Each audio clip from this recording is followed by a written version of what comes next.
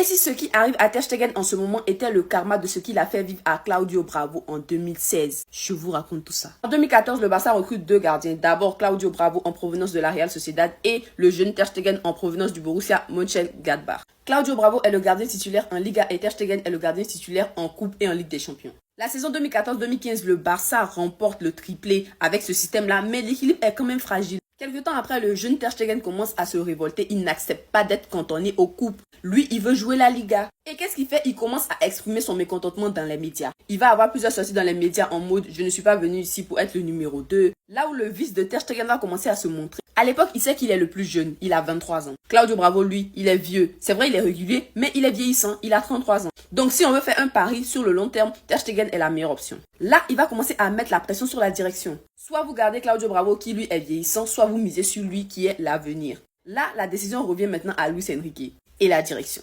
Vers le mercato estival de 2016, Ter Stegen commence à mettre vraiment la pression maintenant à la direction. En disant que soit il est le numéro 1 partout, soit il s'en va. Toute cette pression-là a bien évidemment fonctionné. Et quel était le résultat final? Le Barça a décidé de vendre Claudio Bravo à Manchester City pour la somme de 18 millions d'euros. Faisant ainsi maintenant à l'été 2016-2017 de Ter Stegen le gardien numéro 1 dans toutes les compétitions. Malgré le fait qu'il ait mis la pression à la direction, malgré le fait qu'il ait poussé Claudio Bravo vers la sortie, à aucun moment Bravo a rendu la tâche difficile au club. Mais pourquoi lui maintenant? Qu'on veut le remplacer par Joan Garcia?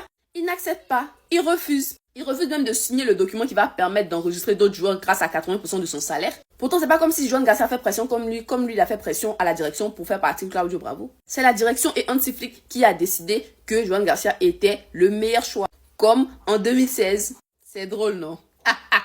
Le karma, karma, le karma, karma. Deco vient de clarifier la saga des gardiens au Barça. Nous avons enfin des réponses à nos questions. Attendez, bougez pas, je vous explique. La signature de Garcia signifie-t-elle que vous devez parler à Ter Stegen? Non, je n'ai pas besoin de lui parler. Mon travail est de construire la meilleure équipe possible pour l'entraîneur. Et ce n'est pas mon rôle. Il n'y a pas de contrat qui stipule que vous jouerez en tant que titulaire. L'entraîneur peut prendre des décisions et chaque joueur a ses propres ambitions. Szczęsny va-t-il renouveler son contrat? Oui, il sera renouvelé. Johan Garcia, l'année dernière et l'année précédente, Ter Stegen était blessé et nous n'avons qu'Iñaki Peña. Nous avons de bons gardiens de but issus du centre de formation, mais ils sont très jeunes. Nous avons fait appel à Szczęsny qui a réalisé une performance spectaculaire. Liverpool avait Alisson, 32 ans, et ils ont recruté l'un des meilleurs de la Liga, Mamardashvili, 24 ans. Donc pour moi, je pense que tout est clair. Flick voulait un nouveau gardien. La direction a donc décidé de recruter Johan Garcia. La direction va prolonger Szczęsny, c'est officiel, déclaré par Deco. Donc pour moi, ça semble clair. Johan Garcia numéro 1, Szczęsny gardien numéro 2. Peña sera vendu. Et Ter Stegen, ce sera à lui de choisir s'il veut rester ou pas. Mais quand tu sais qu'il y a la Coupe du Monde et qu'il doit être prêt pour la Coupe du Monde, je pense les gars qu'il a plus le choix, c'est partir. Enfin bref, sinon vous les gars, vous en pensez quoi? Ramenez-nous sur ta personne, on s'ennuie.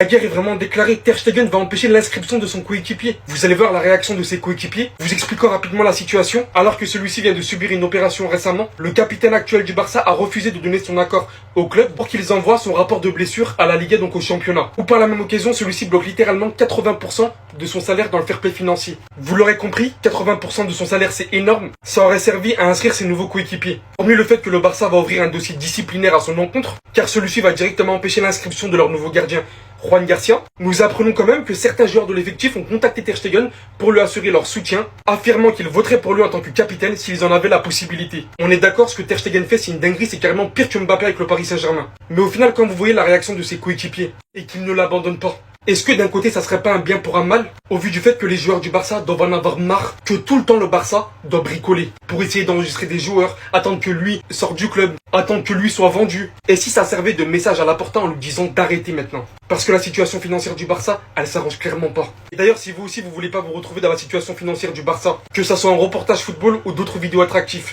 vous mettez directement le lien de votre vidéo, Remake It, c'est l'outil par excellence, qui vous permettra de prendre la vidéo, de la formatiser en version TikTok, pour que vous puissiez la poster avec toutes les options que vous souhaitez, en ayant littéralement extrait les moments les plus viraux de la vidéo. Ma vidéo est prête à poster sur TikTok avec toutes les options que je lui ai demandées, et sur le long terme en étant régulier, ça porte ses fruits. Ne vous retrouvez pas dans la situation du Barça, foncez sur remakeit.io.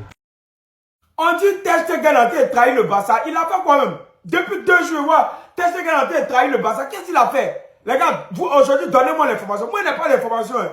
Et puis, Marc-André, faut pas nous fatiguer. Hein. On t'a dit de partir, tu ne veux pas partir, maintenant tu nous fatigues. Mais il ne faut pas être trop parler, il n'y a pas d'information. Les gars, qu'est-ce que Ter Stegen a fait? On dit Ter Stegen se comporte très mal. Actuellement, il a mal se comporter. Mais moi, je n'ai pas d'informations. Aujourd'hui, là, donnez-moi les informations. Qu'est-ce que Ter Stegen a fait? Hein? Toi, Marc-André, là, faut pas nous fatiguer. Hein? Faut pas nous embrouiller. On t'a dit de partir, tu n'es pas parti. Tu es là maintenant, tu nous fatigues. Hein? Il y a quoi? Il y a quoi, Marc-André? Non, hein? Faut nous laisser tranquille. Actuellement, là, on est bien où on est. Mais les gars, donnez-moi les informations. Moi, je n'ai pas d'informations. C'est parce qu'on dit qu'il a tenté de trahir le bazar que je parle. Sinon, je ne sais pas ce qu'il a fait. Qu'est-ce que Ter Stegen a fait? Il a fait quoi?